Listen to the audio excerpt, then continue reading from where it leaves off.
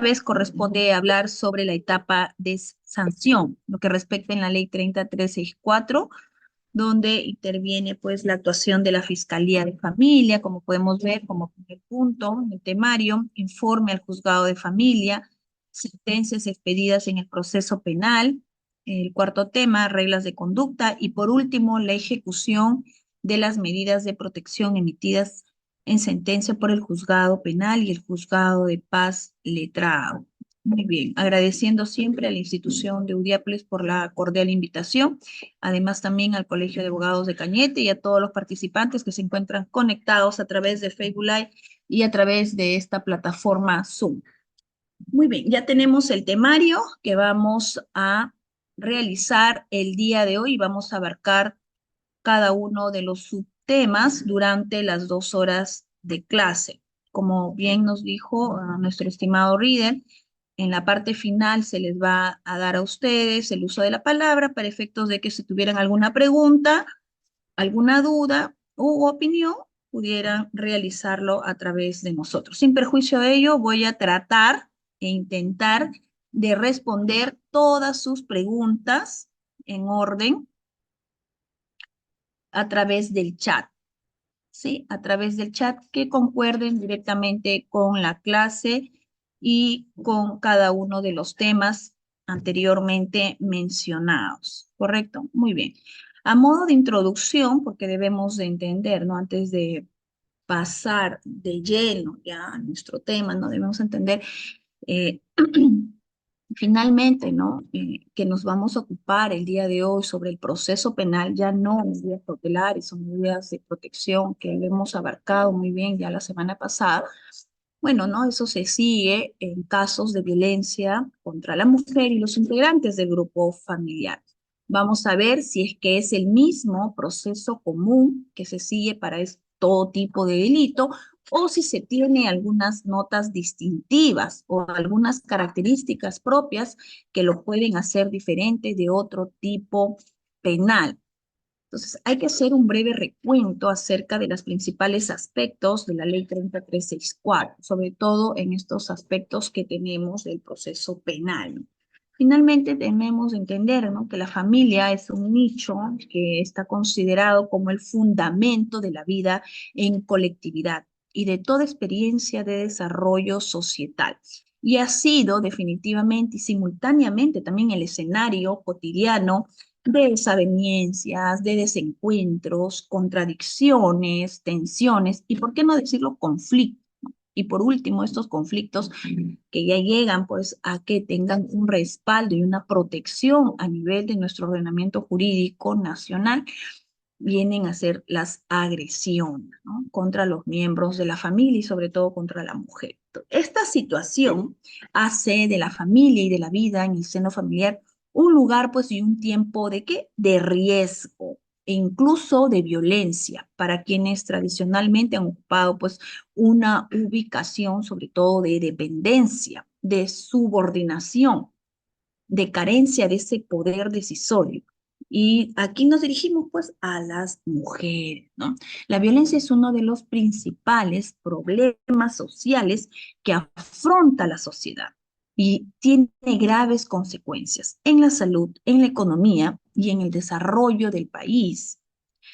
La violencia familiar y sexual, sobre todo, porque el día de hoy vamos a ver un poquito de ello, evidencia un crecimiento de casos diarios, ¿no? Infringe pues los derechos humanos de las personas, como la dignidad, el honor, esos derechos que afectan la integridad de las víctimas, de la salud y de todas aquellas que experimentan cualquier tipo de violencia.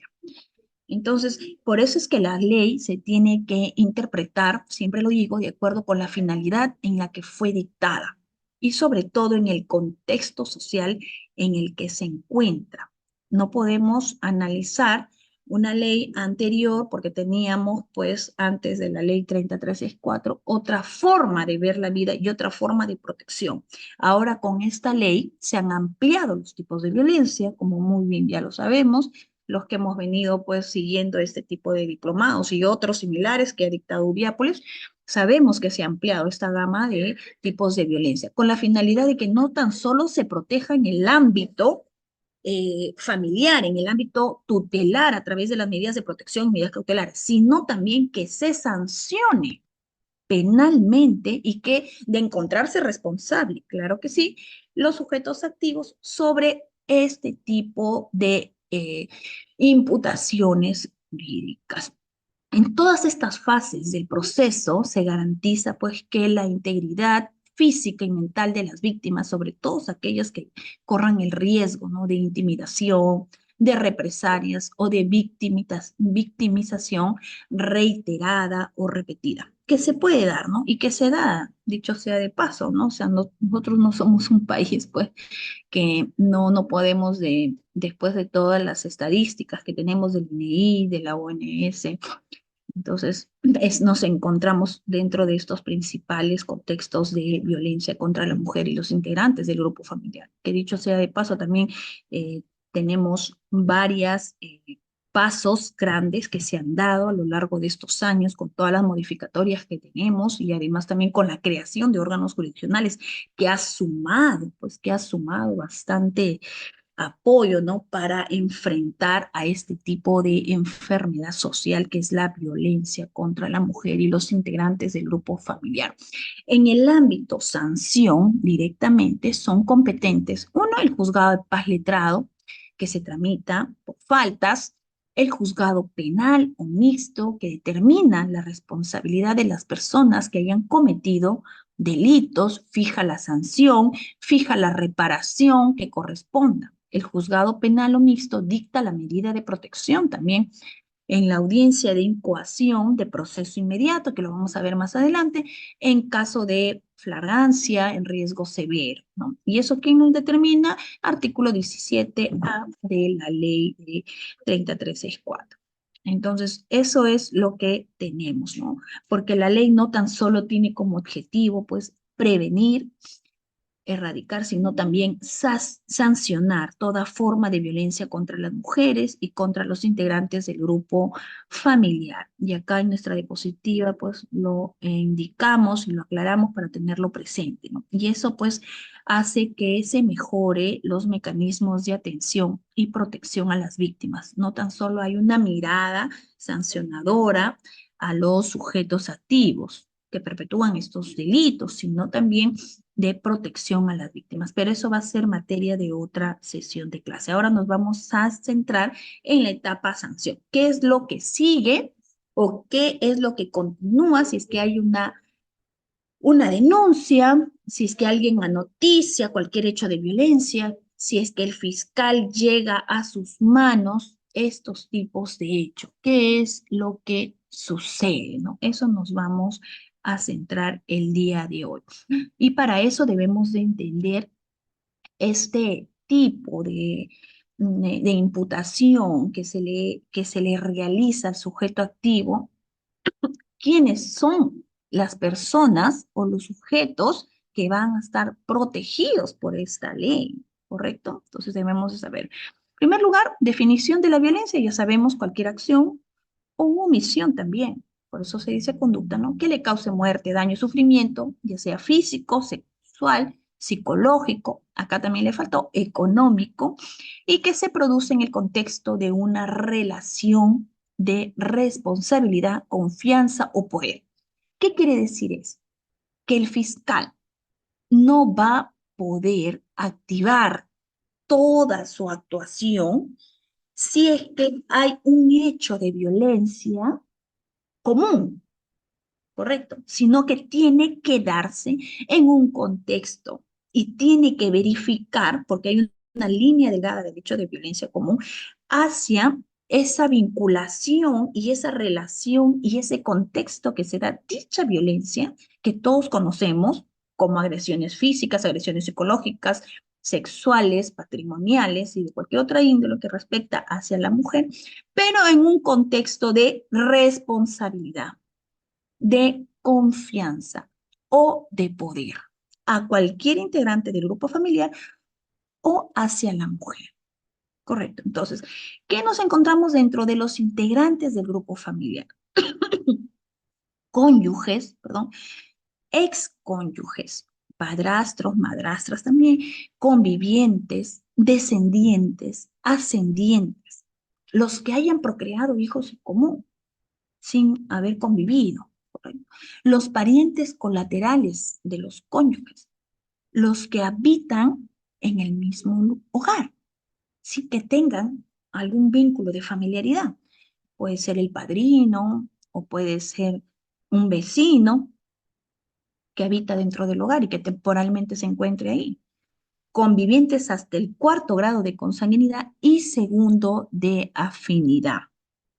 Todas estas personas que tengan el contexto que se haya realizado la violencia, las agresiones físicas, sexuales, psicológicas, económicas, dentro de responsabilidad, confianza o poder, no cualquier hecho de violencia. De lo contrario, pues el fiscal va a tener que archivar o seguir otro tipo de violencia en el ámbito de la calificación, porque el fiscal es el que califica el hecho para que pueda activar todo el poder judicial.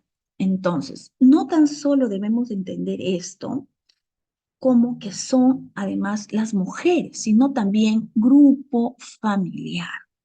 Grupo familiar. Aquí lo que se hace frente es a la violencia de género, que si bien es cierto, tiene una especial protección la mujer porque es considerada como grupo vulnerable por la misma sociedad y por la misma evolución que ha tenido.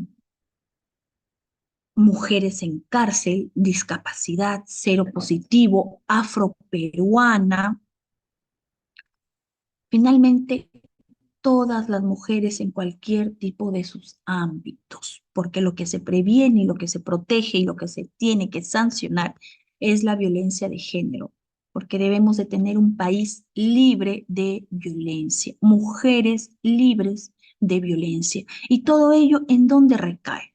Tenemos tratados internacionales de derechos humanos, tenemos derechos humanos, la Carta de Derechos Humanos de 1948, tenemos la Convención Americana de los Derechos Humanos, la Convención Americana sobre los Derechos del Niño, el Pacto Internacional Civil y Político, la actualización de las reglas de Brasilia. Tenemos estos documentos internacionales que respaldan esa protección hacia la mujer y hacia el grupo familiar.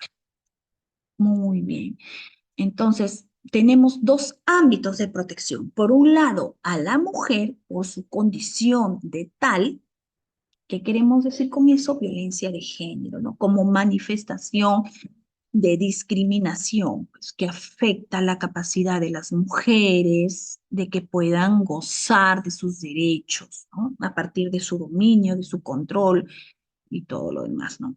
Y violencia contra los integrantes del grupo familiar, y ahí se tiene que probar, que acreditar, que contar con elementos de convicción, que contar con elementos de convicción a través de una relación de confianza, de una relación de poder, de responsabilidad, de sometimiento. De lo contrario, como les vuelvo a repetir, no vamos a poder encuadrar el hecho, lo que sucede en la realidad, con el tipo penal. Es decir, no va a poder conectar. Y a ello, cuando conecta, se le denomina tipicidad. No va a poder ser ese hecho típico, porque no conecta lo que sucede en la sociedad o no se relaciona, no guarda coherencia con lo que nos está definiendo el tipo penal. Muy bien. Tenemos acá, bueno, los tipos de violencia: violencia física, psicológica, sexual, económica o patrimonial, acoso judicial, violencia estructural que lo da pues a través del Estado. Muy bien. Económica, la violencia económica viene a ser o patrimonial. Puede ser económica o patrimonial. Antes, con la ley anterior a la 30364, la económica se encontraba dentro de la violencia psicológica. Y bueno, ¿no? Y con el examen psicológico o con el informe psicológico, ahí se podía determinar, ¿no? Ahora no, no es necesario que se emita un informe psicológico para verificar si es que hay o existe pues una violencia económica, porque la económica es lo que se limita en primer lugar los alimentos, ¿no? Y la patrimonial, cualquier involucramiento, ¿no? De bienes, ¿no? De bienes, bienes muebles, inmuebles, etcétera, ¿no? Entonces, eso es, ¿no? Lo que debemos de diferenciarlo de la económica con la eh, patrimonial, ¿no? Destrucción, la retención, la apropiación indebida de los objetos, de los instrumentos de trabajo, documentos personales, todo lo que tiene que ver con bienes, valores y derechos patrimoniales es patrimonial. Y violencia económica es todo lo que tiene que ver con alimentos, todo lo que sea monetario, monetario. El acoso judicial, bueno, son herramientas mal empleadas por los supuestos agresores con la finalidad de causar intimidación a su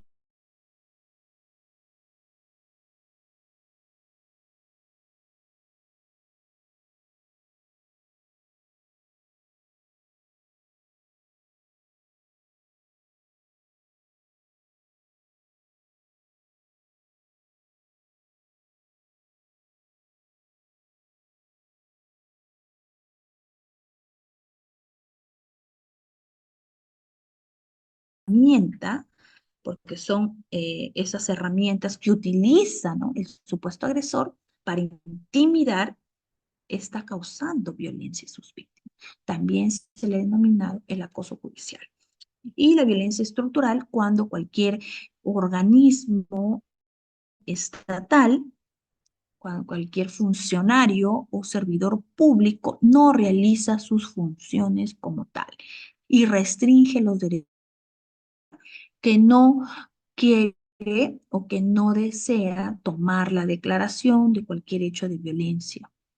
Eh, ya el Perú ha sido castigado ya con temas de violencia estructural y también eh, a nivel internacional, sobre todo, ¿no? Por un tema de la RENIEC, que la persona que no se encontraba con DNI, pues no le tomaron, no le quisieron expedir un nuevo DNI, porque dijeron que primero tendría que tener su acto de nacimiento, pero no lo tenía. Entonces, y estaba siguiendo un proceso de violencia.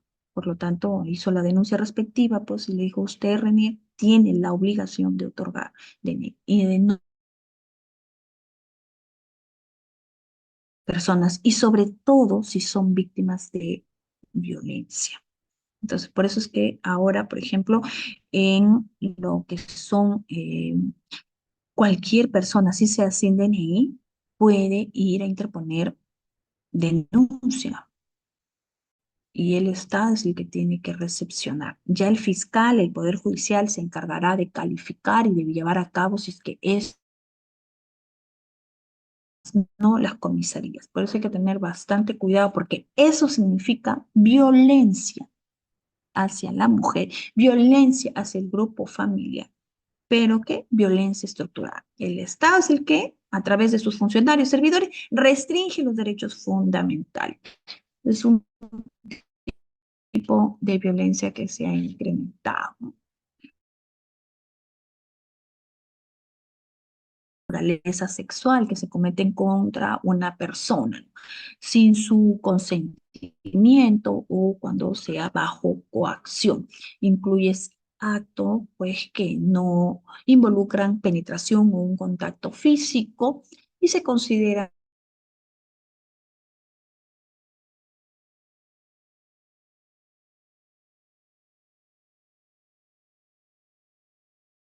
de su vida reproductiva a través de la amenaza, de la coerción, uso de la fuerza, de la intimidación. Entonces, todo eso es violencia sexual.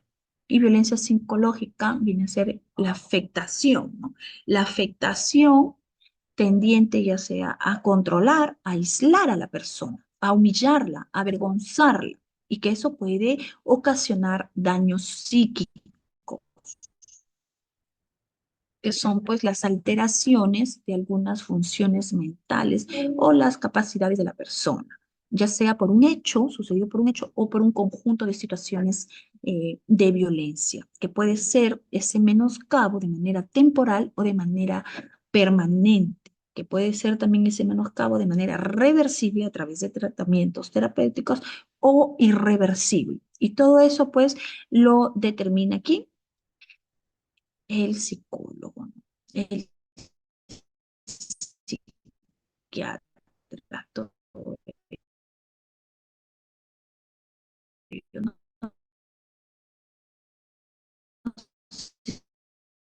Es que es daño físico, omisión, que causa daño, ¿no? A la integridad corporal, a la salud, ya sea por negligencia, descuido, por privación de las necesidades básicas que hayan pues ocasionado un daño físico o que pueda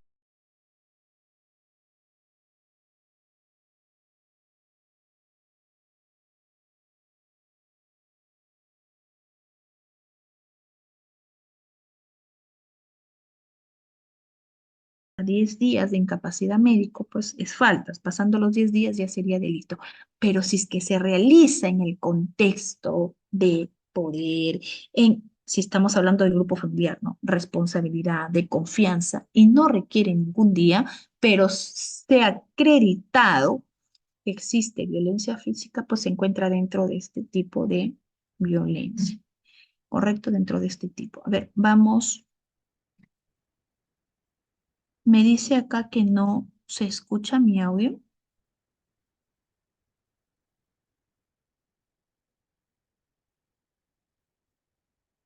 A ver, estimado Anthony, yo sí me escucho. No sé qué sucede, si es que está.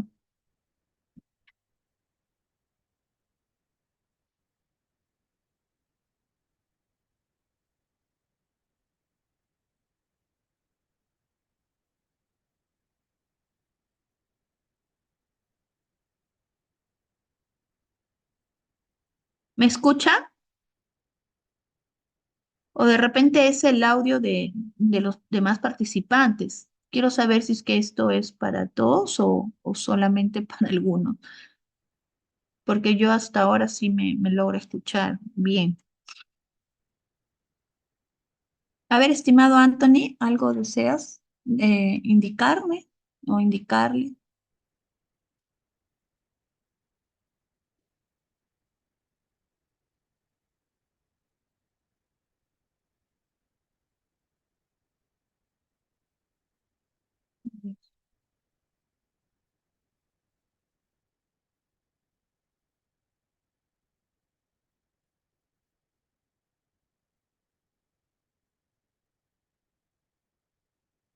Ya, sí se escucha, me dice Jesús. Ya, muy bien, gracias, gracias, gracias, gracias. Ay, muchas gracias a todos. Ya, muy bien. Me parece que son para algunos también, ¿no? Pero voy a tener más cuidado, voy a estar con el chat abierto, ¿ya? Para poder repetir en caso de que ustedes no me logren o no se haya entendido, ¿no? En cuanto al acoso judicial, me comentan, ¿no? De que el acoso judicial es considerado también como un tipo de violencia contra la mujer, violencia contra el grupo familiar, evidentemente. ¿Por qué? Porque son herramientas judiciales que se encuentran, evidentemente, para todas las personas que si alguno de nuestros derechos hayan sido menoscabados, hayan sido vulnerados. Por ejemplo, yo tengo una hija. Si el padre de mi hija no logra que yo vea a mi hija, tengo que plantear una demanda de tenencia, ¿no? De tenencia, ya sea exclusiva o tenencia compartida, etcétera, ¿no? Si es que el padre de mi hija no me otorga los alimentos, tengo que demandar alimentos. Entonces, pero estas herramientas judiciales que están dadas para las personas que evidentemente si tengan legitimidad para que puedan acudir al órgano jurisdiccional, son utilizados por los supuestos agresores para que puedan intimidar a sus víctimas para que la puedan someter a sus víctimas bajo control, bajo su poder. Entonces, cuando la víctima denuncia acoso judicial o cuando el juez de oficio se puede dar cuenta de que la víctima realmente no es la víctima, porque supuestamente el agresor se coloca en ese sentido ante el órgano jurisdiccional, pero lo que realmente su intención es intimidar a su víctima, lo puede seguir el proceso por acoso judicial. Eso es el acoso judicial. Es la herramienta que se encuentra mal utilizada por los agresores para que puedan intimidar a sus víctimas y los sigan teniendo bajo su control. Lo están acosando, pero ¿qué? A través de los procesos judiciales.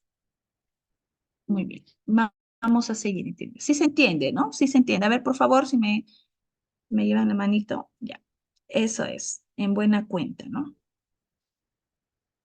¿Cómo se puede probar? Ha habido un caso, por ejemplo, ¿no? Se pelean varón y mujer, el varón la está golpeando fuertemente, y la agarra del cuello, la coloca contra la pared y la mujer, para defenderse, le araña el rostro, ¿no? Entonces, lo que sucede es, ella se va a denunciarlo y él también, porque dice, me ha arañado, ella me ha arañado y yo me he tenido que proteger. Pero ya en la investigación, ambos que tenían esos procesos, nos dimos cuenta o se dieron cuenta, pues que los jueces, evidentemente, él estaba mal utilizando dicha herramienta judicial, diciéndole que su pareja era la agresora, cuando el agresor era él, y que su pareja lo único que tenía, y lo que sí se evidencia esas marcas, era producto de su defensa. Entonces, eso es una forma, ¿no? Un ejemplo, ¿no? Y eso se puede acreditar. Evidentemente, todo tiene que pasar pues durante actividad probatoria para poder evidenciar y para poder responsabilizar a la persona que está siendo pues innecesariamente utilizando dichas herramientas judiciales, ¿no? Y activando todo el proceso judicial. Un ejemplo de delito patrimonial contra los hijos en agravio de su madre. Por ejemplo, cuando le privan a la madre, ¿no? Cuando le privan a la madre trabajar. No estamos hablando económico. Hay que tener en cuenta derecho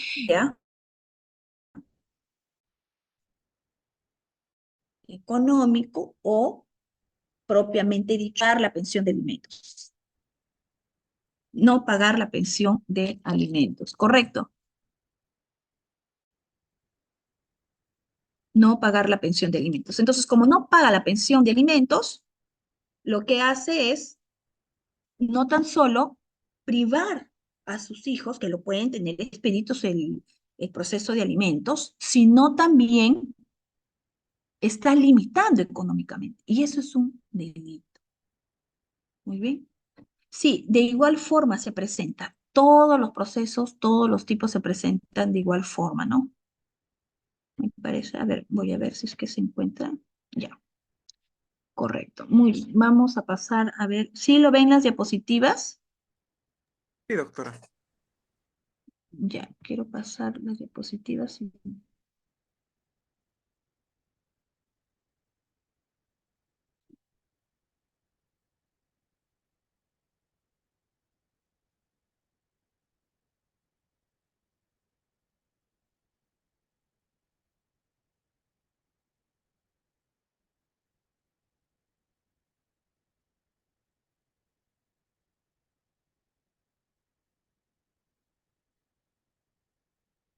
Pero no puedo pasarle las diapositivas. A ver, voy a volver a compartir, ¿ya?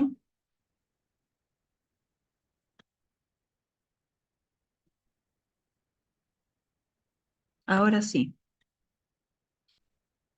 Muy bien, entonces ya ha quedado claro aquí que La ley 30.13.4 protege en dos ámbitos. En primer lugar, medidas de protección, medidas cautelares a través del ámbito de tutela eh, o ámbito especial, ámbito tutelar, que eso se tramita ante los juzgados de familia con la subespecialidad en violencia familiar o los juzgados de familia propiamente dicho, ¿no? Y de igual forma sigue su curso y su camino en el proceso penal. Y eso es el ámbito de sanción. Muy bien. Ahora, la actuación de la Fiscalía de Familia. ¿Qué es lo que realiza la Fiscalía de Familia, no? Cuando se eh, tuviere o cuando tenga a la vista, pues, estos hechos incriminatorios respecto a violencia, ¿no? En todas sus manifestaciones que ya hemos hablado.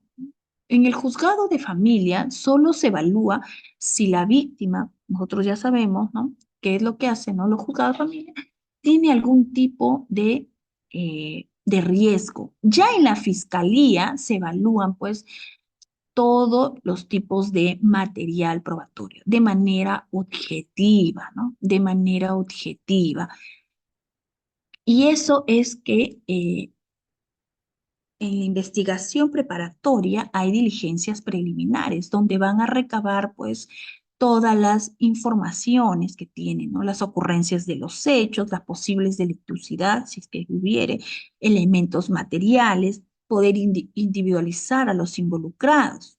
Y en la investigación preparatoria, que ya también abarca un plazo mucho mayor, que son de 120 días, reúne los elementos de convicción, no tan solo de cargo, o sea, no tan solo para imputar este hecho al sujeto activo o a la gente, ¿no? Sino también de descargo, porque en ese examen y en esa investigación puede analizar que no tiene ningún elemento de convicción y por lo tanto va a solicitar al juez el archivamiento, si es que ya inició pues con la investigación preparatoria. Porque si es que aún no ha iniciado la investigación preparatoria, pues lo va a archivar sin necesidad de solicitar dicho sobreseimiento. En la etapa intermedia es que se va a debatir acerca del requerimiento, ya sea de sobreseimiento o se va a debatir de acusación, ¿no? El saneamiento también y por último la acusación. Ya en el juicio oral se determina si es que es culpable o es inocente el acusado. Entonces tenemos tres etapas bien marcadas, ¿no? Investigación preparatoria, que está a cargo del fiscal, ¿no? En este caso de familia, provincial, penal o mixta, que se subdivide en diligencias preliminares y luego ya cuando tiene estas, eh, actos urgentes o estos actos inaplazables, va a concurrir al juez de investigación preparatoria para que pueda formalizar la investigación preparatoria. Luego viene la etapa intermedia ahí también nuevamente se debate si es que el juez también puede debatir y puede verificar también previo análisis, ¿no? Del fiscal y previo análisis también del abogado del imputado, si es que hay un sobreseimiento, si no el saneamiento y luego la acusación. Y por último el juicio oral, donde se van a actuar todas las pruebas de cargo y también de descargo.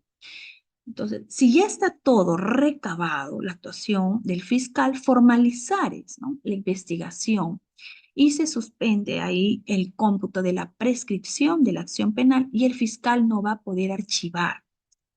Cuando ya se inicia o se formaliza la investigación preparatoria, el fiscal no va a poder archivar por iniciativa propia el caso si considerase pues que no se ha cometido el hecho delictivo, ¿no? Si es que considera eso, pues va a requerir al juez el sobreseimiento, pero ya en la etapa intermedia.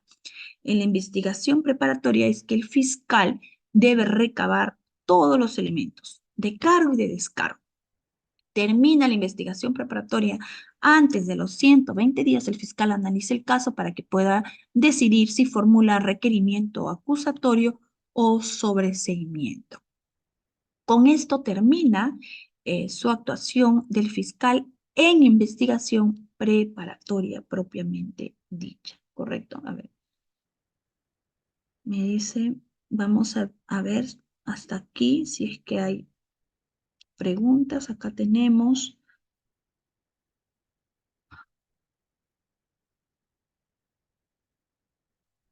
En el caso que el padre se lleve viernes, sábado y domingo por su régimen de visitas, pero no permite a la madre una comunicación por celular.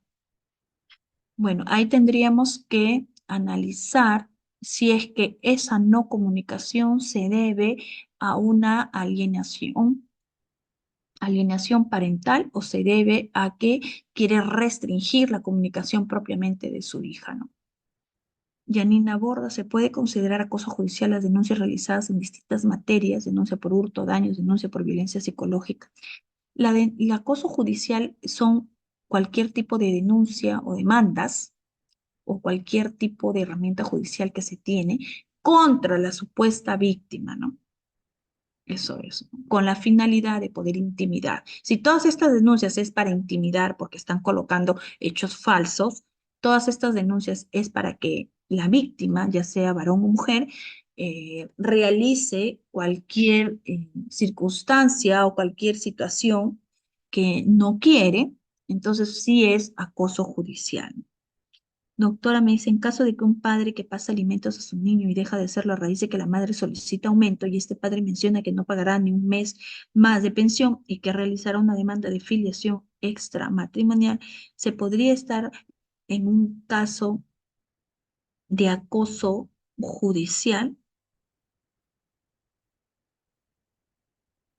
A ver, para que haya acoso judicial, como le repito, tenemos que analizar el contexto de que la herramienta utilizada por el supuesto agresor o por el agresor, si ya nosotros determinamos que es así, es para intimidar, para chantajear a la víctima, para ejercer violencia.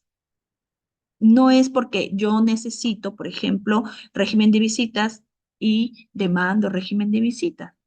Entonces estoy en todo mi derecho de demandar, ¿no? Sino que son herramientas mal utilizadas por los agresores para que intimiden a las víctimas y para que las sigan violentando.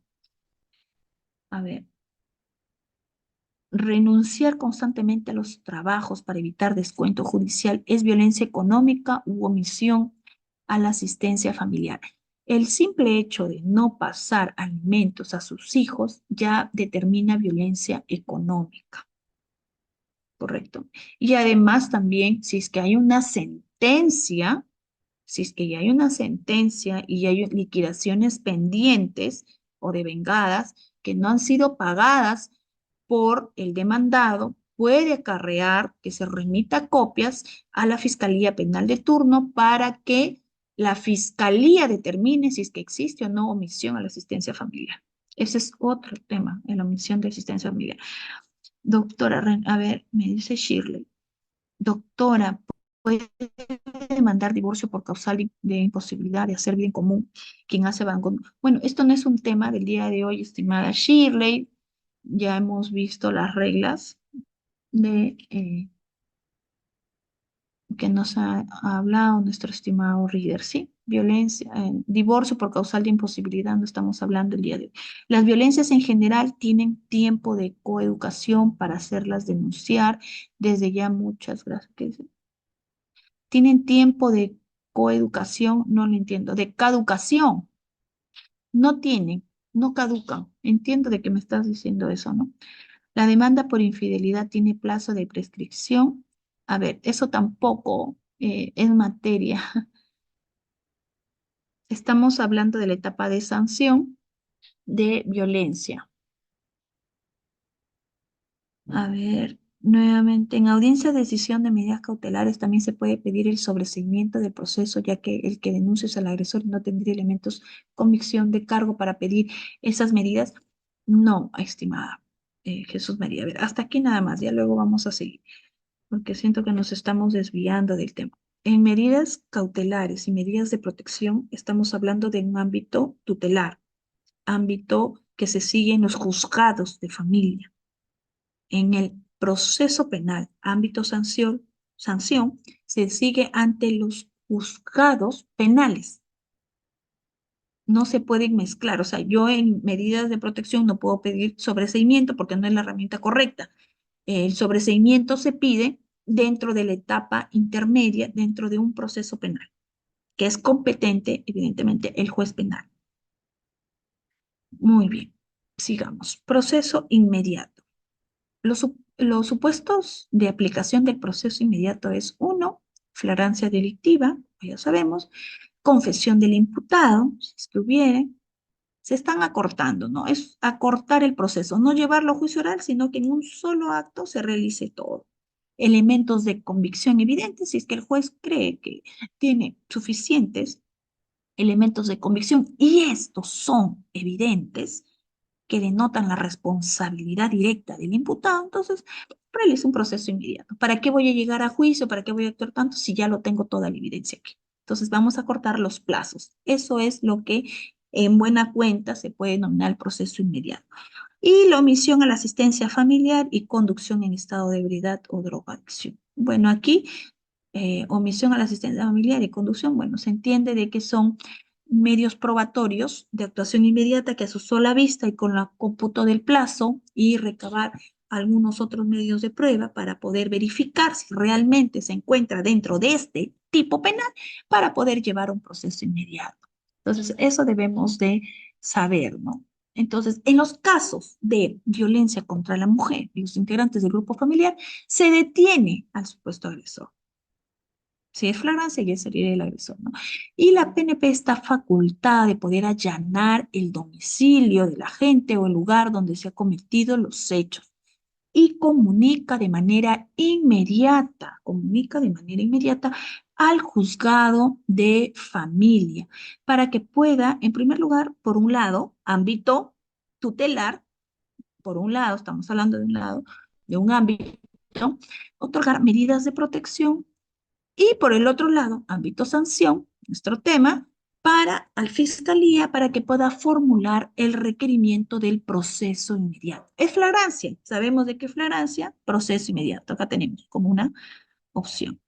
Fiscalía, proceso de flagrancia, de frente, proceso inmediato. Ahora, acá en la Corte del Santa se han creado varios órganos jurisdiccionales sobre todo en materia de flagrancia. Entonces hay que tener bastante coordinación con los fiscales para efectos de que puedan activar el órgano jurisdiccional. Y esto, porque esto se activa pues con la fiscalía. El fiscal no puede, por constitución, mandato constitucional, no puede investigar ningún hecho. El juez es el que tiene que esperar a que el fiscal investigue y realice sus requerimientos. Y el juez espera y está a la vanguardia para que pueda gestionar y para que pueda realizarse el proceso inmediato como tal. Entonces, la fiscalía formula el requerimiento del proceso inmediato y si es riesgo severo, como por ejemplo una tentativa de feminicidio, ya el supuesto agresor ya la ha querido matar, ¿no? Tentativa de feminicidio, la fiscalía requiere de inmediato, en ese mismo acto, las medidas de protección al juzgado penal, que lo va a analizar, que lo puede analizar, sobre todo cuando son casos severos. Estamos hablando ya de tentativa de feminicidio. Entonces lo analiza y lo verifica en la incoación del proceso inmediato. Y es ahí, después de ello, de que realiza la incoación del proceso inmediato, el juez remite copias al juzgado de familia para que éste ya pueda ratificar, ya pueda ampliar, también pueda variar las medidas de protección o las medidas cautelares dictadas. Tienen que actuar pues de manera célere, de manera célere. Y es el juzgado penal que tiene que hacer pues las medidas de protección y luego ya van a ser revisadas, ¿no? Por el juzgado de familia, que usualmente es el que deberá estar encargado de analizar dichas medidas de protección. Hay un protocolo interinstitucional específico para que el fiscal pueda requerir el proceso en el proceso inmediato, ¿no? El juzgado competente y no se venza el plazo para poder incoar al proceso inmediato. Entonces, la fase es la intervención. Primero, tenemos de la PNP, de la Policía Nacional del Perú, que revisa la detención de la persona que comete el hecho y si es que este hecho pues reviste de las características de un delito. Comunica al detenido sobre sus derechos, notifica la detención, el acta de registro personal que también se tiene que dar y ahí en el acta de registro personal pues se levanta la descripción de lo que se encuentra detenido, las armas, si es que hay billetes, si es que hay monedas, si es que hay alguna lesión, una herida, todo es el acta, ¿no? De registro personal. Aísla la escena del crimen, busca los elementos, las huellas, comunica al fiscal de turno de inmediato, al fiscal de turno, y comunica pues este hecho delictivo ocurrido y levanta todas las actas pertinentes que el caso amerite, ya sea la inspección del lugar, si es que hay cadáver, levantamiento del cadáver, firmadas todas las personas que intervienen, ¿no? Ya sea los efectivos policiales, personas naturales, y calificación, ¿no? Que ahí ya lo va a hacer el Ministerio Público. El Ministerio Público es el que determina si se encuentra en situación de flagrancia, en plena ejecución. O sea, flagrancia, ¿qué quiere decir? En plena ejecución, cuando se termina el hecho. Y ahí mismo se captura. Y cuando se ha identificado y se logra detener, por ejemplo, no se ha identificado, se logra detener, y cuando huye también, cuando huye, que es cuasi flagrancia, ¿no? Y se encuentra dentro de las 24 horas, o se encuentra también con cualquier elemento del delito. Eso también es fragancia, ¿correcto? Si ya se hubiera transcurrido, pues, si ya hubiera transcurrido 24 horas, hay que tener en cuenta eso, ya no se estaría en ningún supuesto de fragancia y tiene que irse a un proceso común, donde si ya no estamos dentro de las 24 horas, por último, tenemos que irnos al proceso común. ¿Dónde está el proceso común? Aquí. ¿Qué es lo que tiene que hacer? Diligencias preliminares, todas estas etapas. Aquí llegaríamos nuevamente. Acusación directa o continuar con la investigación preparatoria, luego requerimiento de acusación al término de este, ¿no? Si no está en un hecho delictivo, pues tendría que optar por la inmediata libertad. Y si está en un hecho delictivo, puede optar por la incoación al proceso inmediato, que acá lo acabamos de ver. Esa es la actuación, ¿no? Y acá está, como le repetí, ¿no? Casos de violencia familiar. El fiscal detiene, el PNP detiene al agresor, allana su domicilio. En casos de violencia, en casos de flagrancia, el fiscal allana el domicilio. Comunica al juzgado de familia medidas de protección y medidas cautelares y por otro lado comunica a la fiscalía para la etapa de sanción. Si hay riesgo severo, la fiscalía solicita las medidas de protección de inmediato y remite al juez de familia para que lo pueda revisar, ya sea ampliando, ratificando, confirmando, variando, lo que fuere. Y, y además también verifica si es que hay flagrancia de frente, proceso inmediato. Y acá nos vamos al proceso inmediato.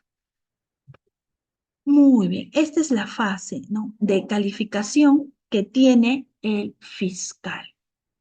Si el hecho no es delito, o sea, el hecho no es delito, es de faltas, ¿a dónde se remite? Al juzgado paz letrado para que pueda calificar los hechos.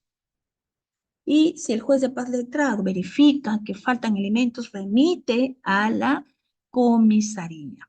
Remite a la comisaría para que realice las indagaciones correspondientes. Y luego de ello, con el informe policial, cita juicio oral. Yo soy juzgado paz letrado, ¿no?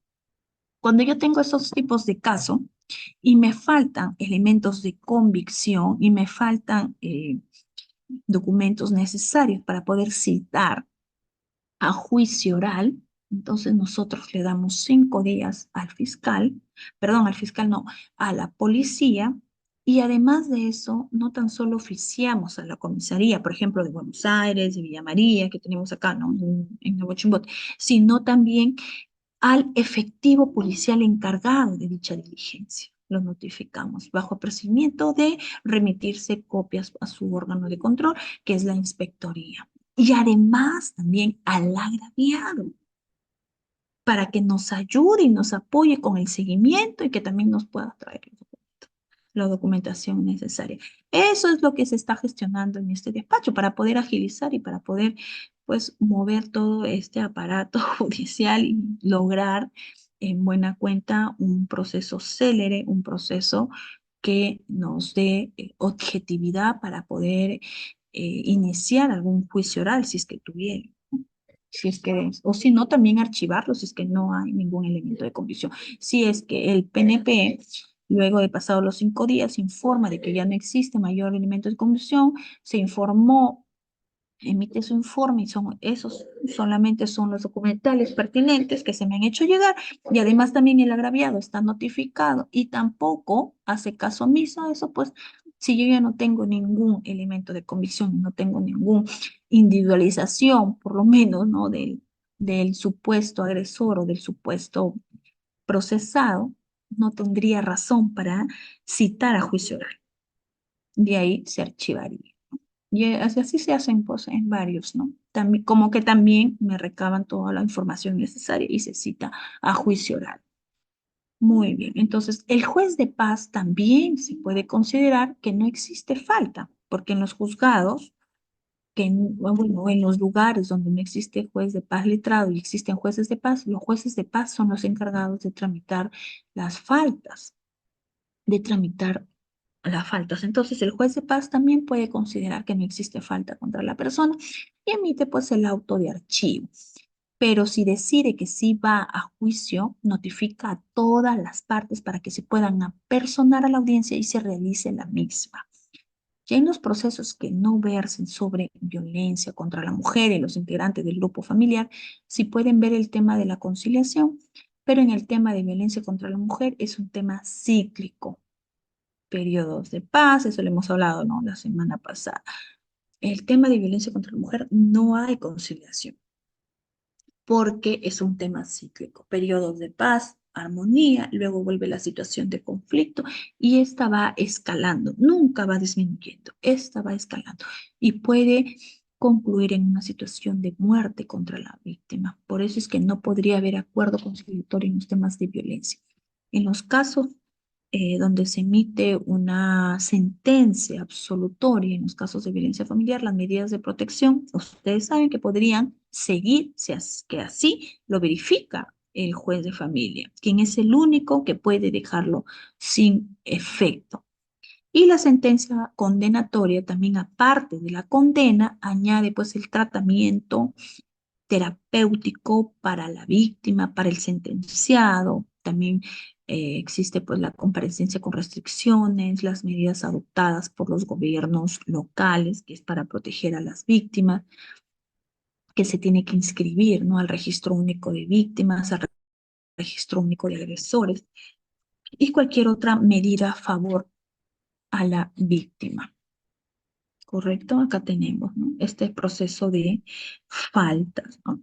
Aquí, si existe o no denuncia, acá hay, pero si no, el mismo fiscalía también lo puede remitir aquí al juzgado de paz letrado, el informe de la fiscalía, si es que hay algunos elementos faltantes, el juez de paz letrado notifica a la comisaría y ya con ese informe devuelto todos los documentos o el informe completo, porque a veces está incompleto, realiza la actuación de juicio oral.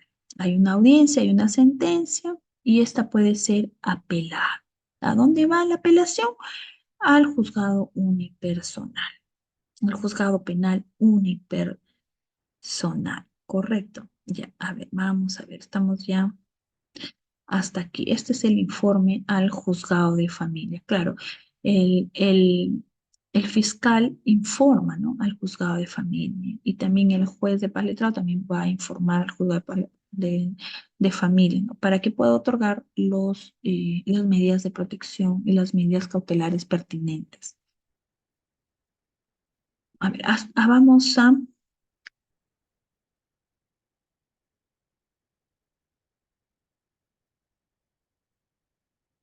A ver, a ver, a ver. Sigamos. ¿Por dónde me quedé?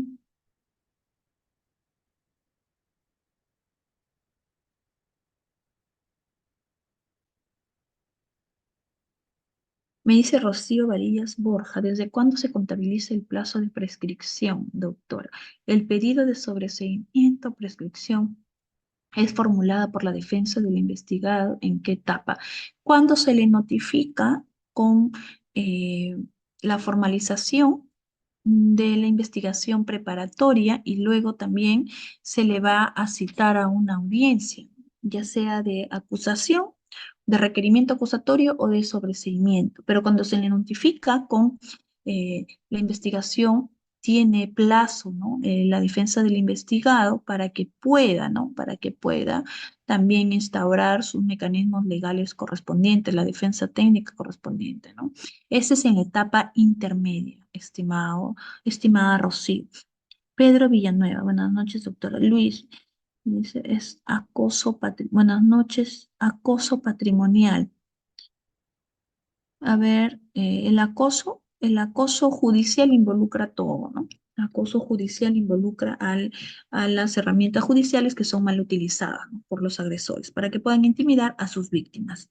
Patrimonial, el acoso patrimonial, bueno, sería violencia patrimonial, que es también una forma, ¿no? Una forma de violencia que es el acoso. O sea, cuando me demandan por hechos falsos en diferentes escenarios, ¿sería acoso judicial? Claro, sería acoso judicial. Si esas demandas o esos hechos falsos son para que tú, Patricia, puedas ser objeto de chantaje, objeto de sometimiento, objeto de violencia. Ese es el contexto, ¿correcto? Rocío, buenas noches, doctora. ¿Puede existir proceso de alimentos de un menor que aún no se sentencia y el demandado no pasa pensión pese a que es el ordenado mediante asignación anticipada? Pregunta, ¿puedo denunciar por violencia patrimonial? Por supuesto, violencia patrimonial no sería, estimada Rocío, sino violencia económica. Patrimonial es cuando se restringe o se limita cualquier bien.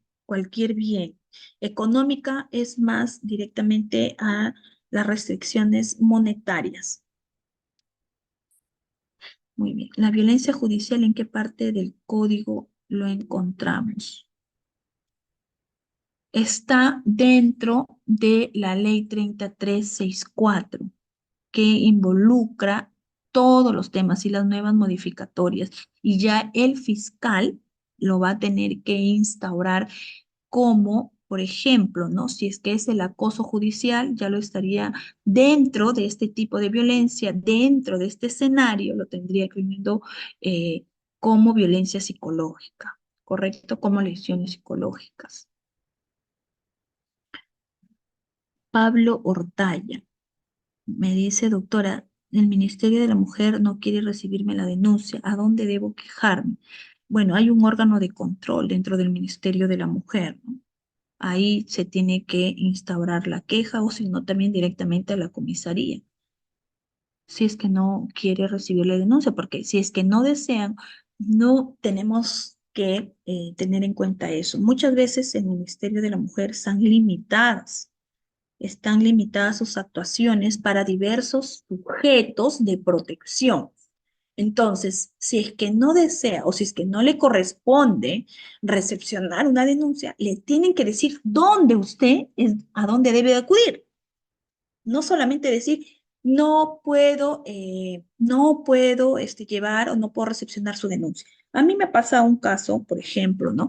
Cuando he visto un proceso de faltas y yo como juez, ¿no? He oficiado al CEN para que pueda evaluar a la víctima y también pueda evaluar al supuesto agresor. Sin embargo, el CEN y el Ministerio de Mujer me dice que tan solo puede evaluar a uno, al otro no, porque estaría pues contradiciendo, se estaría dentro o fuera de su nombre. Pero lo hemos mandado al CAN. Entonces, ellos tienen la obligación de decirnos si es que no es esa la entidad, a dónde yo puedo acudir o a qué área puedo acudir. No nos pueden decir, no, y usted vea, no. Para eso está pues la intercomunicación también y la interoperabilidad que tenemos que tener con las demás instituciones. Y más aún si nos encontramos dentro de un cargo que ejercemos, ya sea como servidor, como funcionario, como trabajador dentro del Estado. Muy bien. A ver, si ya se remitió copias por omisión a la asistencia, también es correcto tipificar por violencia económica, también se encuentra dentro definitivamente, porque está limitando económicamente al grupo familiar y hacia la mujer. Aún así, solo hay menores de edad en el domicilio. Se puede allanar si hay solo menores de edad en el domicilio. No, a ver, si nos estamos indicando que el policía puede allanar es cuando recibe una denuncia que en ese momento están cometiendo un acto de violencia en la casa de una señora, en la casa de un señor, en la casa de su vecino. Y ahí se encuentra el agresor. Y ahí se encuentra el supuesto agresor. Entonces, el policía toca la puerta. Si es que no lo abren, él puede allanar. Pero evidentemente tiene que tener esa comunicación y esa noticia de que ahí, esa noticia criminal, de que ahí se encuentra el agresor.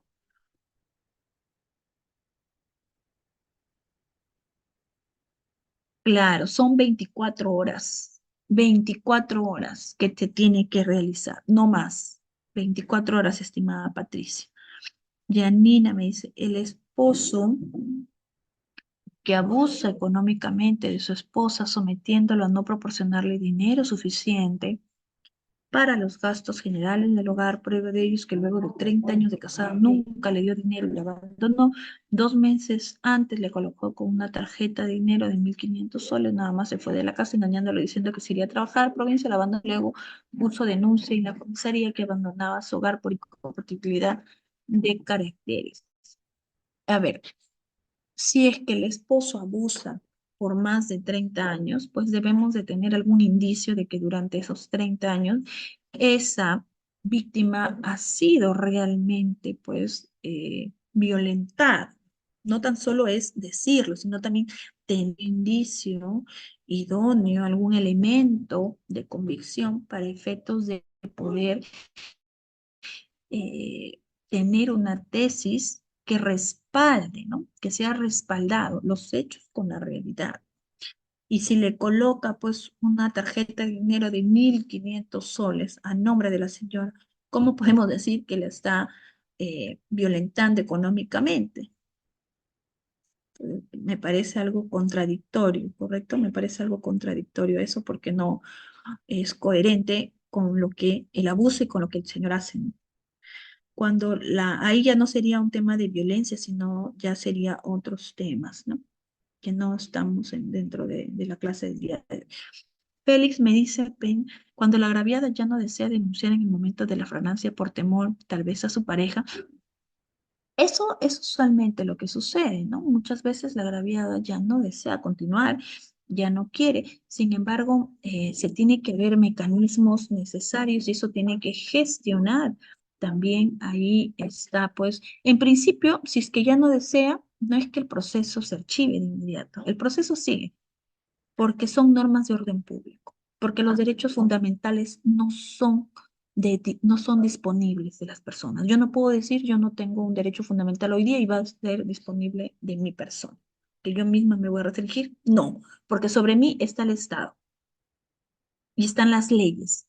Y para eso se le ha dado la facultad al fiscal como titular de la acción penal para que siga aún en contra de la voluntad de la víctima y que se vea tal vez dónde realmente radica la naturaleza de por qué no quiere seguir, si es que está siendo revictimizada o si es que sigue siendo víctima o si es que continúa eso. Entonces hay que saber eso, ¿no? Hay que saber eso, que no es porque la persona ya no desea y ya no, y ya culmina el proceso, no. El proceso sigue, lamentablemente, ¿no? Lamentablemente, felizmente, el proceso sigue, ¿no? Doctor, ¿el certificado médico legal que arroja 1 por 5 se va como falta o como delito? Eh, el delito, a ver, vamos a ver. Rocío Varillas Borjas. Proceso de faltas, hasta 10 días es faltas, pero violencia, porque estamos hablando de faltas que es cometida entre vecinos, que no tengan ninguna relación de poder, de confianza, ¿no? Ni de responsabilidad, ojo. Estamos hablando de procesos de faltas común, pero, escúchenme, pero dentro, violencia no interesa que haya sido un día o que haya sido 0 días. Ya es delito, violencia. Ahí no se contabiliza los días, se contabiliza el contexto, el que fue realizado. O sea, es más cualitativo que cuantitativo.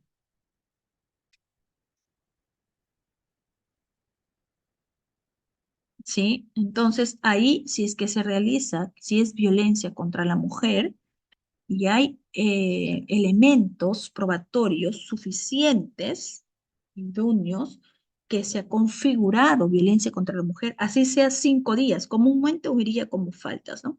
Pero si es que se ha realizado dentro del contexto de violencia contra la mujer, como ya le hemos indicado, y lo vuelvo a repetir, responsabilidad, confianza y poder, va como delito, ya no sería falta. En un proceso de falta, si se califica como falta común, ¿el juez puede conciliar si las partes tienen intención de conciliar? Claro que sí, puede conciliar. Dentro de las faltas comunes, el juez puede conciliar. Pero siendo faltas dentro del hecho de violencia, no. Me dice Elba, en el caso de faltas, cuando el juez ordena recabar los actuados, tanto a la fiscalía y a la policía, y pasan más de 3 meses y hacen caso omiso, ¿y cómo queda la parte agraviada si estamos tocando el tema de sanción? Cuando pasan más de 3 meses, no, bueno, ¿no? Ahí ya iría responsabilidad, se tiene que hacer efectivo los apercibimientos decretados en la resolución expedida por el juez de paz letrado para efectos de que se pueda sancionar la responsabilidad, ya sea de la PNP o de la Fiscalía, ¿no? Porque no puede pasar 3 meses que se le da el plazo de 5 días, el fiscal o la policía tiene que informar. De lo contrario, vamos a tener que, pues, ¿no? Definitivamente actuar, ¿no? O sea, hacer efectivo el apercibimiento. Si el apercibimiento indica remitir copias a su órgano de control, se remite copias a su órgano de control, que es la inspectoría. O si no, al Ministerio Público, ¿no? Su órgano de control del Ministerio Público.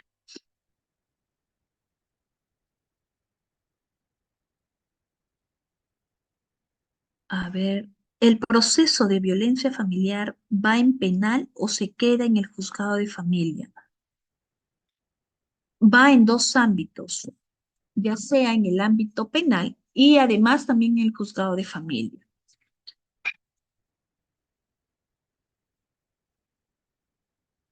El acoso en proceso judicial es un delito donde únicamente la mujer es agraviada. No, puede ser también el agraviado el grupo familiar. Y dentro del grupo familiar ahí se encuentran los varones. Cuando se denuncia 2 veces por violencia psicológica en contra de un menor de edad de 7 años, pero es archivado.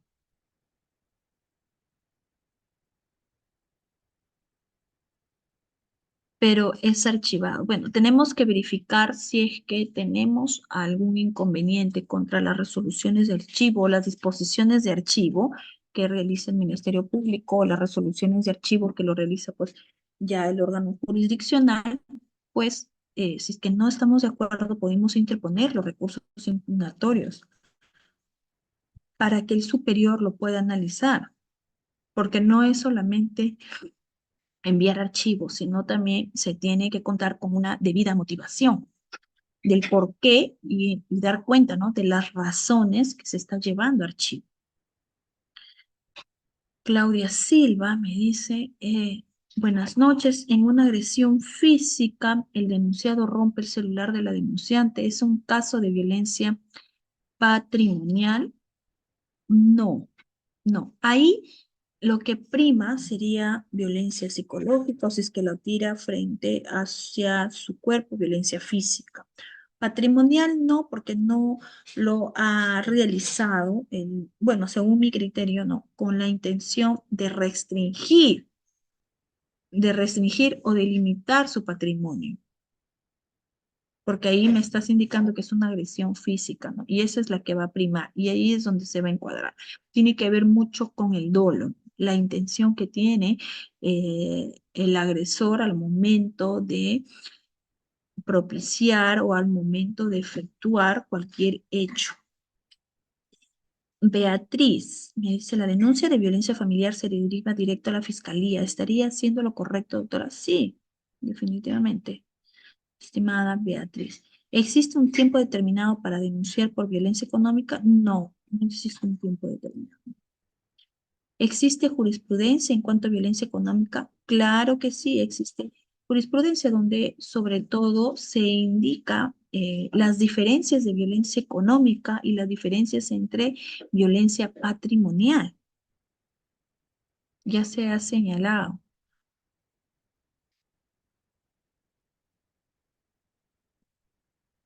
Sí se sanciona la violencia económica. ¿Por qué?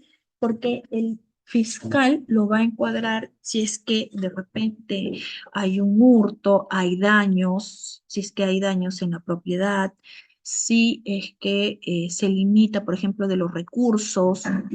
Dentro de esos delitos lo va a encuadrar el fiscal. Si es que hay daño, si es que hay un hurto, si es que hay robo, pero con la agravante de que es por violencia contra la mujer y los integrantes del grupo familiar. ¿Ya? Me dice, es violencia económica cuando el denunciado abusa de que la mujer que cuenta con ahorros y le hace pagar todo a costa de sus enfermedades y en la PNP lo confunden con proceso de alimentos. Es violencia económica, definitivamente, Melissa. Pero tenemos que tener en claro acá que la PNP no es eh, competente para que pueda calificar y decir si es o no violencia, sino el competente es el juez o el fiscal. Si es que va directamente a la fiscalía, es el fiscal que va a calificar el hecho. Si es que va directamente al juzgado de familia, es el juez de familia. Si la mujer lo agrede al hombre porque le fue infiel, ¿sería violencia o conflicto? Todo tipo de acto tendiente a dañar o a lesionar la integridad física, la integridad psicológica, la integridad sexual, la integridad económica a una persona es violencia. El conflicto se puede dar entre dos o más personas, se puede dar dentro de un grupo social, entre pareja también. ¿Por qué? El conflicto no llega a ser violencia. El conflicto son diferencias que se tienen de pareceres, de forma de ver la vida, de forma de resolver cualquier situación, pero que no necesariamente llegan a ser violencia. La violencia ya es esa agresión contra la integridad física, mental, económica, sexual que se le da a una persona. Esa es violencia, ¿no? Hay que diferenciar, estimados participantes. Y de todas maneras, muchas gracias eh, por su pregunta. Vamos a seguir, por favor, porque si no nos va a ganar la hora y después vamos a tener inconvenientes. No puedo.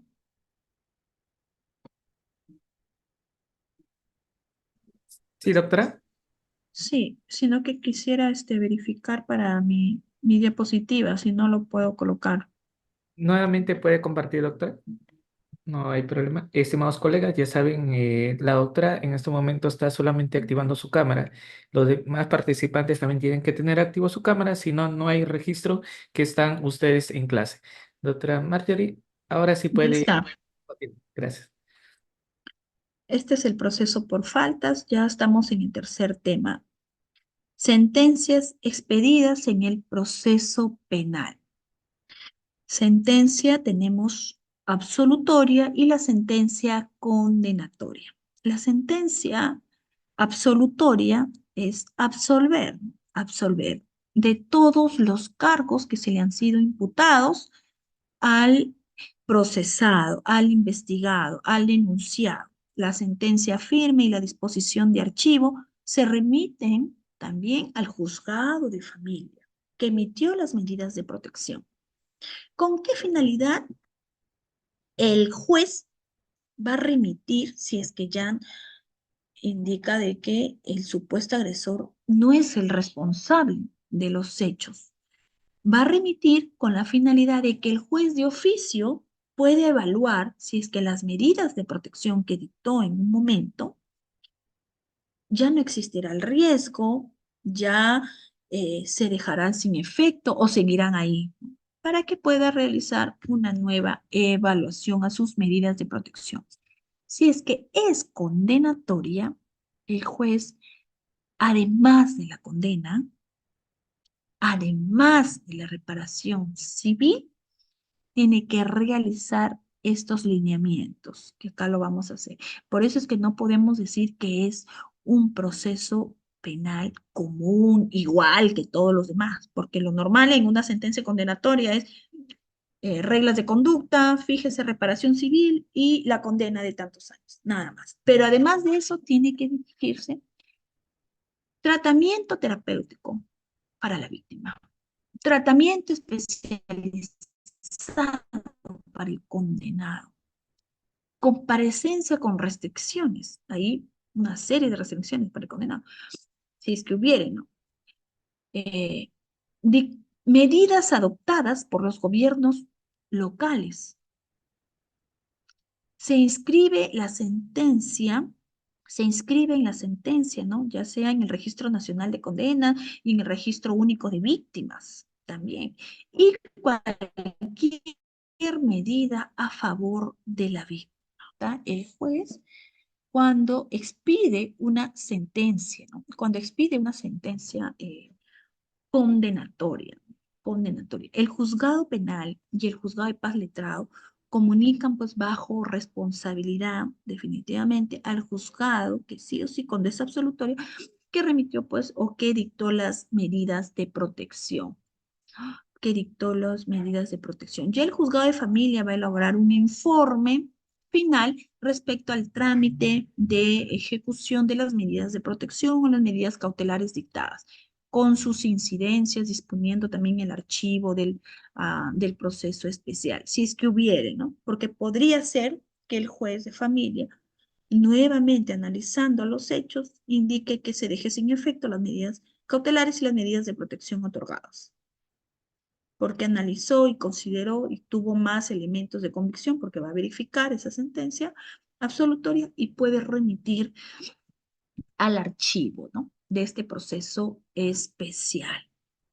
Esto es en buena cuenta estas sentencias, ¿no? Que constituyen efectivamente, ¿no? Estos delitos.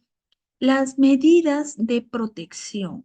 Las medidas de protección que son dictadas en esta sentencia condenatoria por acá, que acá lo estamos viendo, ¿no? Tratamiento terapéutico para la víctima, para el condenado, por ejemplo, ¿no? Estamos diciendo acá, estas van a ser dadas en calidad de reglas de conducta. En caso, por ejemplo, si son una sentencia con comparecencia, con restricciones, es decir, no se va a ir, no es una sentencia condenatoria efectiva,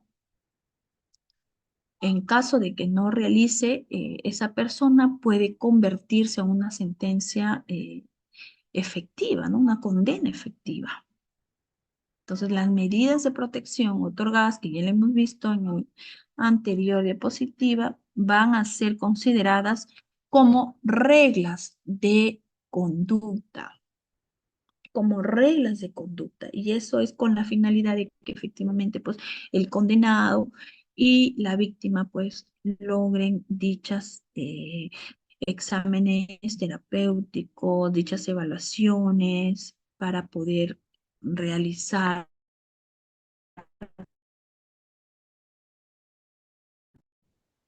toda la sentencia condenatoria.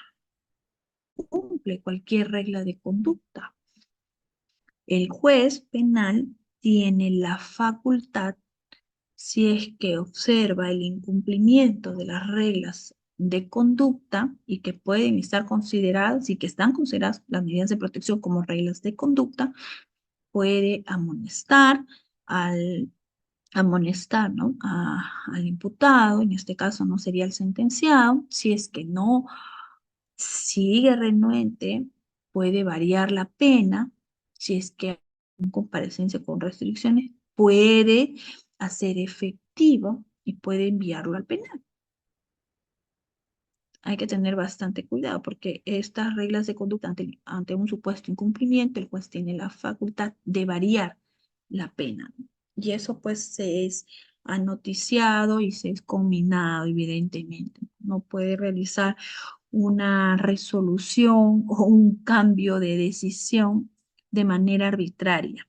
Siempre el juez va a tener que comunicar previamente y dejar ese apercibimiento expreso con la debida notificación para que en caso de incumplimiento pueda hacerse efectivo. Muy bien. Como último tema tenemos la ejecución de las medidas de protección. La ejecución de las medidas de protección. Para la ejecución de las medidas de protección emitidas en sentencia, se aplica pues todo lo que significa, lo que nos indica en el artículo 43, ¿no? De la ley 3364 y además también de su reglamento. ¿Qué nos dice? ¿No? ¿Qué podemos entender con eso, no? El juzgado comunica la sentencia a las instituciones competentes de su ejecución, bajo responsabilidad, para que puedan actuar de manera inmediata.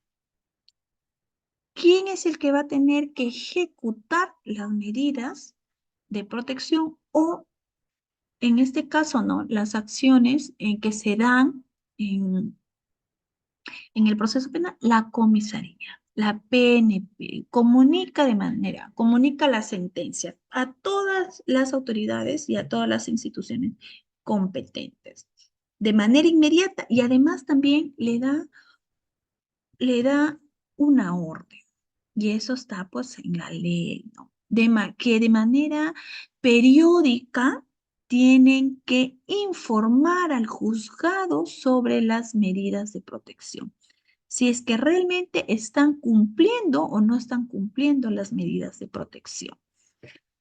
Entonces, aquí el Policía Nacional del Perú tiene que informar al juzgado. Cuando es riesgo leve o moderado, tiene que informar cada 6 meses si está cumpliendo todas las medidas de protección. ¿Con qué finalidad? Para que el juez pueda evaluar el cumplimiento, el nivel de riesgo y si es que hay alguna variación, una ratificación o dejar sin efecto dichas medidas de protección. Son 5 facultades que pueda tener el juez. Por eso es necesario que actúe el policía en este caso para el seguimiento correcto de las medidas de protección.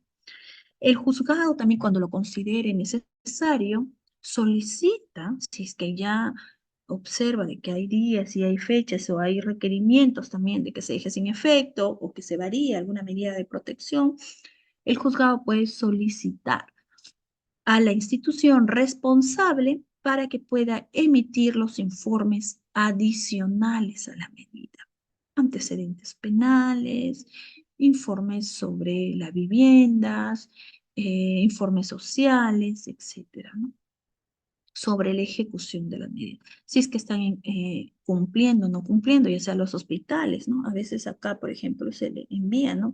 A los hospitales regionales para que puedan otorgar charlas o puedan otorgar terapia a los sentenciados, puedan dar terapia a los que son eh, expuestos o que tengan medidas de protección. y el hospital regional es que tiene que remitir un informe de dicho cumplimiento, de dicho sentenciado. El juzgado, eso es lo que está dentro de sus facultades. Y cuando es riesgo severo, informe al juzgado de familia 5 días. Primero 5 días y luego cada 3 meses. Si es leve o moderado, a los 15 días y luego cada 6 meses. Será por la magnitud del daño, ¿no? Por la magnitud del riesgo que se le ha encontrado a la supuesta víctima. El juzgado penal, también el juzgado de familia o el juzgado de paz letrado pone de conocimiento a la Fiscalía Penal de turno cualquier incumplimiento por parte de la persona procesada de las medidas de protección de manera inmediata. Tiene que poner de conocimiento cualquier medida de protección, tiene que poner de conocimiento cualquier medida de protección. Denuncia ante el juzgado de paz. ¿Cómo se procede esa denuncia? La denuncia se presenta, ya sabemos, por escrito, por verbal. No necesariamente tiene que ser escrito, puede ser de manera verbal. Cuando la Policía Nacional del Perú conoce estos casos de violencia contra la mujer e integrantes del grupo familiar, en cualquiera de sus comisarías, en los lugares donde no exista, por ejemplo, juzgado de familia o juzgado de paz letrado, con competencia delegada, porque el juzgado de paz letrado así nada más tiene que haber una resolución, ¿no? Es pedida por presidencia que le otorgue esa competencia, ¿no?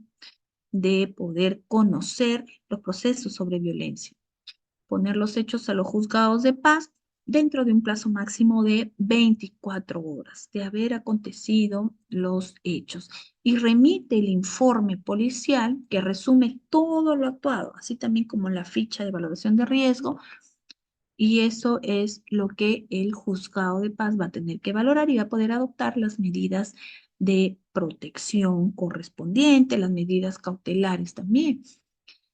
La intervención supletoria en ejecución de las medidas de protección y de las sanciones. ¿Quiénes realizan eso? Porque Perú no es Lima, Perú no es Chimbote. Muchas veces en esas localidades donde no existen comisaría de la Policía Nacional del Perú, los juzgados de paz, ¿con quiénes son los que coordinan? Tienen que coordinar la ejecución de sus medidas de protección, las sanciones impuestas. ¿Con quién? Con las autoridades comunales. ¿Con quién? Con los ronderos.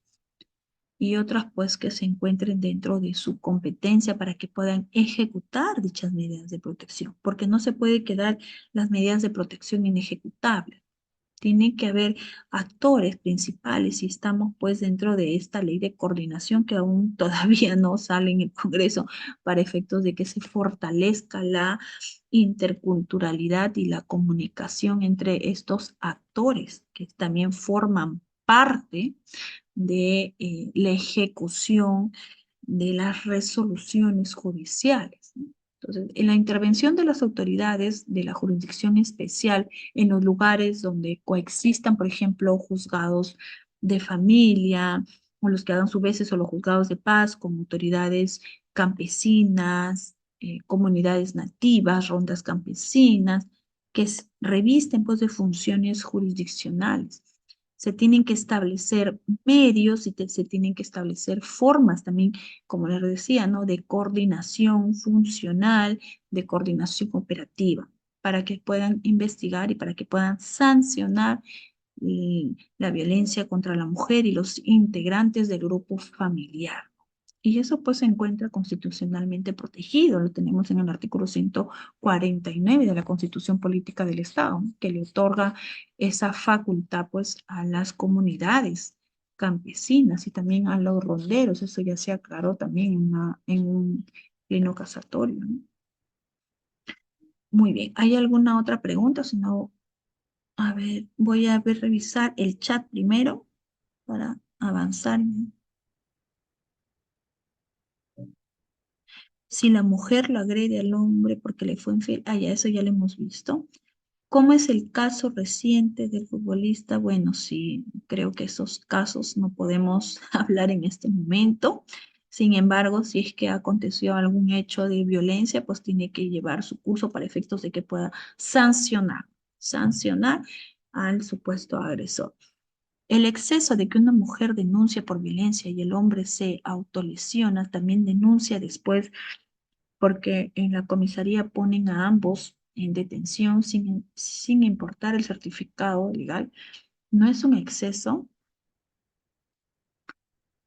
A ver, vamos acá a ver si me puedes aclarar. El exceso es de que a ambos lo colocan en detención. Si es que lo han colocado en detención sin contar una orden judicial, es porque ha habido flagrancia. Y si es que ha existido flagrancia, la autoridad policial sí está facultado para que pueda detener a los que hayan cometido hechos, sobre todo en violencia eh, contra la mujer y el grupo familiar, dentro de esta modalidad que es flagrancia. Pero máximo es 24 horas para que ponga a disposición y de inmediato tiene que poner a disposición al fiscal. En el caso de dos varones gays convenientes, ¿es posible formalizar? Claro que sí, es posible. Está dentro también de este grupo vulnerable, ¿no? Las personas, ¿no? De LGTB. ¿Es posible que a los casi 4 años de una denuncia por violencia un fiscal plantee acusar o la defensa puede plantear prescripción? No, no alcanzaría la prescripción aún. Cuando se demanda por alimentos y se está cumpliendo con pasar los alimentos, ¿es acoso judicial? A ver, cuando se demanda por alimentos, pero se está cumpliendo, lo que está haciendo es formalizar. No es un acoso judicial, porque lo que se está haciendo es formalizar, y hay que entenderlo de esa manera, de que se fije una fecha, de que se fije un monto exacto y que tal vez no se encuentra de acuerdo con el monto que se está otorgando, ¿no? Salvo que ya exista un proceso de alimentos previo, pero ya no sería alimentos, sino sería aumento de alimentos. Aumento de... Entonces, no sería un acoso judicial. Para otorgar medidas de protección en la actualidad, se exige la presencia del denunciado y este es escuchado en dicha audiencia, solo se dicta teniendo en consideración lo referido por la agraviada y otras instrumentales.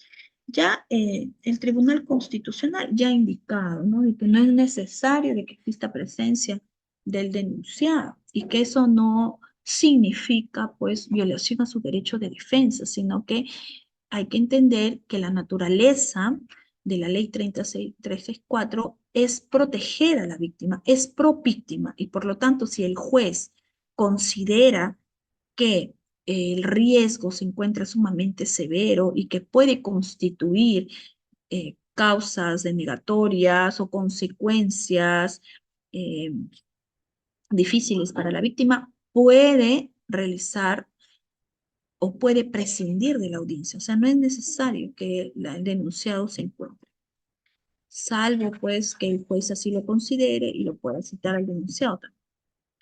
En un caso, si no existe lesividad, pero sí contexto, procede formalizar. Si hay contexto, no, tienen que ir a ambos, son concurrentes. Tiene que haber violencia en cualquiera de sus manifestaciones, que ya le hemos indicado, y además también el contexto de violencia, ¿sí? Si no, estaríamos pues hasta ante un hecho atípico, y si un hecho es atípico, no tendría razón de ser de continuar, ¿no? Con eh,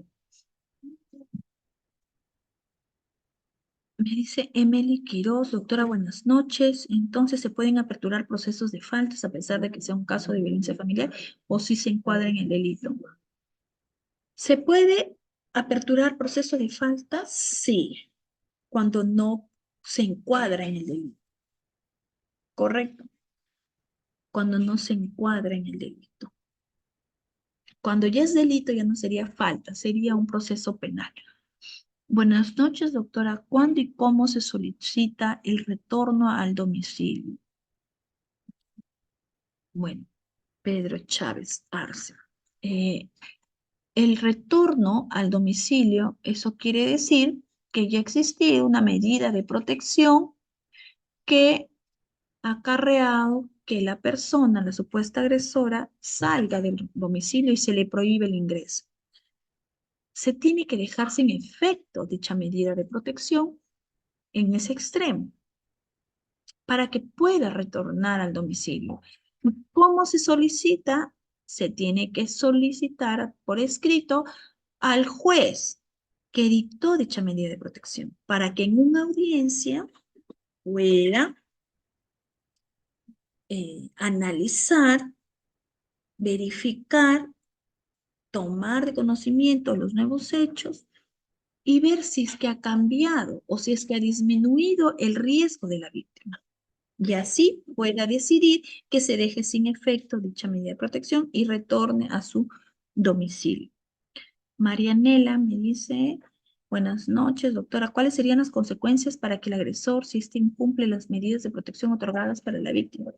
La consecuencia es un incumplimiento de la medida de protección que se encuentra en el Código Penal como agravante y con pena efectiva de 8 años. Entonces, se le denomina el tipo penal incumplimiento de las medidas de protección. Las consecuencias, pues, sería que el fiscal de inmediato de a noticia, pues, o remita copias al Ministerio Público, en este caso, el policía o el juez que ha tomado conocimiento del incumplimiento de las medidas de protección, y el fiscal pueda recabar los medios necesarios pertinentes y corroborar dicho hecho para que aperture o para que califique como incumplimiento de las medidas de protección. Ese es un agravante, ese es una agravante, ¿no?, del delito de desobediencia a la autoridad.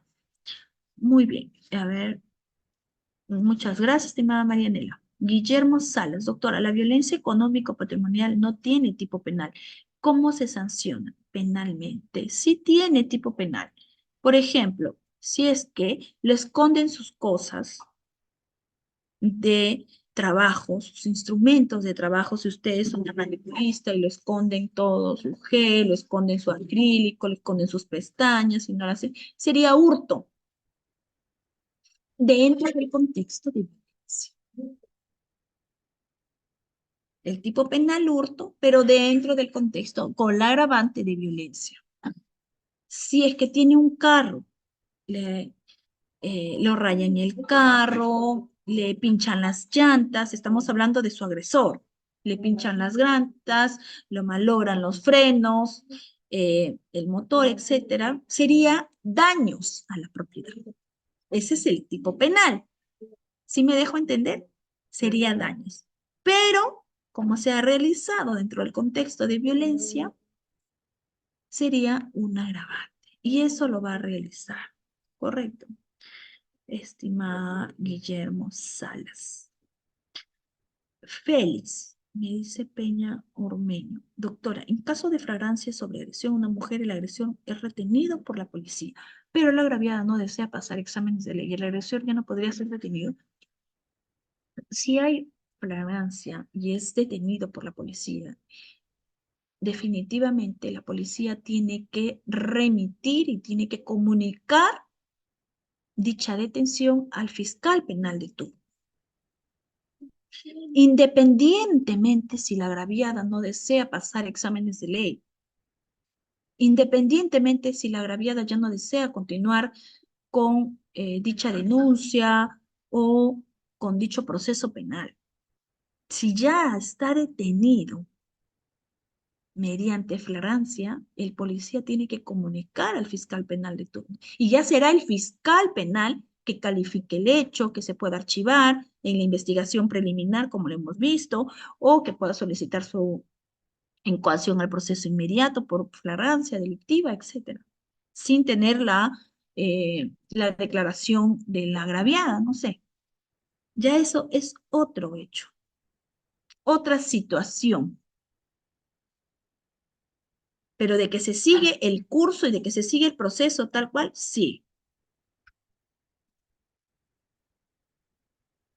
Janina me dice, la violencia psicológica es difícil de probar y las víctimas generalmente no lo denuncian porque se encuentran afectadas. Hay un tiempo para denunciar o caduca su derecho cuando ya cesó, pero el daño ya está hecho. No hay un plazo, no prescribe nunca. Lo que sí, evidentemente, si el hecho ya se realizó con mucha antelación, vamos a darle pues un periodo de 6 años, 7 años, si deseamos eh, interponer denuncia psicológica, evidentemente el informe psicológico no va a concordar o no va a ser tan reciente los hechos, ni tampoco la afectación psíquica o la afectación mental o conductual, ¿no? Eso es lo que podría afectar en contra de la víctima, pero de que pueda denunciarse, se puede denunciar. ¿Qué sucede si es que no informa? Si es que el fiscal no informa, si es que el policía no informa a la fiscalía, pues estaría cometiendo abuso de autoridad, un delito, ¿no? Además de la responsabilidad administrativa que tuvieron, de la falta, ¿no? Patricia Espejo, después de que una sentencia judicial penal, la víctima se vuelve a acercar al agresor por voluntad propia, buscando la conciliación familiar, ¿cómo debe de proceder el implicado? Si es que ya hay una sentencia judicial, ya hay una sentencia, ya ha cumplido su condena, va a depender de la persona, ¿no? Si es que desea o no comunicarse. Ahí ya no le podría indicar cuál sería el proceder porque no significaría, por lo menos para el proceso penal o para el derecho, alguna connotación relevante, pero sí tomar sus precauciones porque puede volver a ser acusado. Me dice John Alejandro, pregunta, en el caso de que el agresor no cumpla con las medidas de protección y se acerca al domicilio de la víctima y justo es intervenido por la policía, ahí por un caso de flagrancia, ¿se realizaría por un proceso inmediato o por un proceso penal?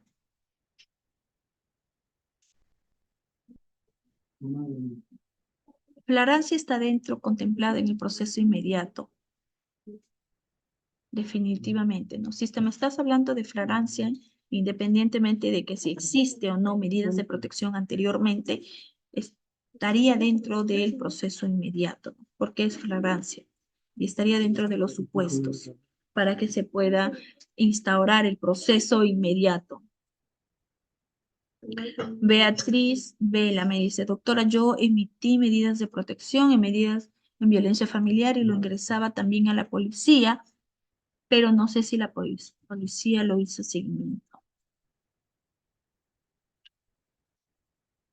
Bueno, para poder conocer si es que la policía hizo o no seguimiento y para poder conocer si es que la policía cumplió o no su función, se le tiene que requerir información. En casos que la policía no lo realice de oficio, uno como juez tiene que solicitar información para poder averiguar si es que la policía ha cumplido o no su función.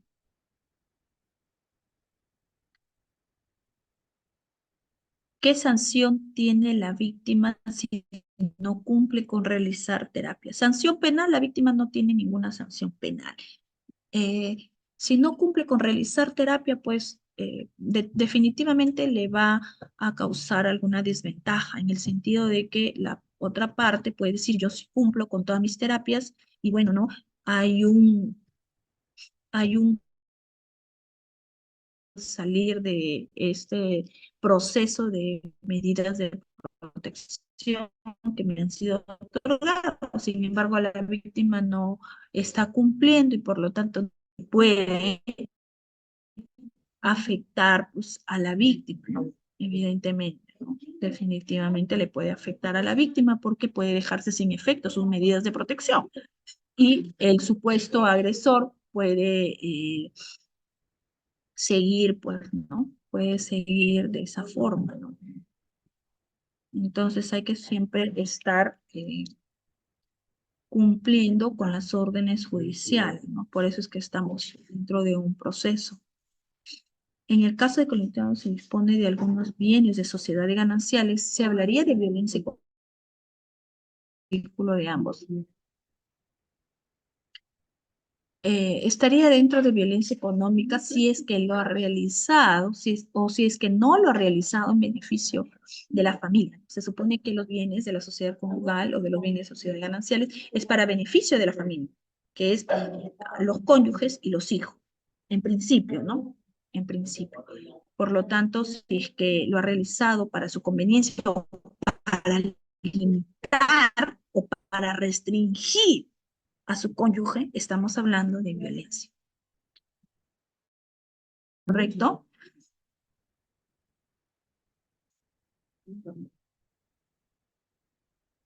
Me dice Brenda, se me cortó el like. La pregunta que realicé fue si el padre ya está separado de la madre, solicita una consultación de tenencia de los menores cuando en realidad solo los lleva algunos días y solo para dormir. ¿Será acoso judicial? Una constatación. A ver, tenemos que ver si esa herramienta judicial va para fastidiar o para entorpecer algún proceso, o para someter o usar algún tipo de violencia. No hay que confundirnos, ¿no? Hay que verificarnos. Si es que se ha realizado con esa intención y vienes fastidiando además por otros temas, con la finalidad de llevar a sus hijos, de retenerlos, de causarle perjuicio o de causarle afectación emocional a la víctima, pues ahí sí estaríamos dentro de este contexto, ¿no?